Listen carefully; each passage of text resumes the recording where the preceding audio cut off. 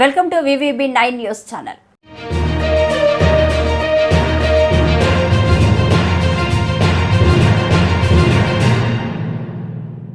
Welcome to VVB 9 news channel. Madira breaking news.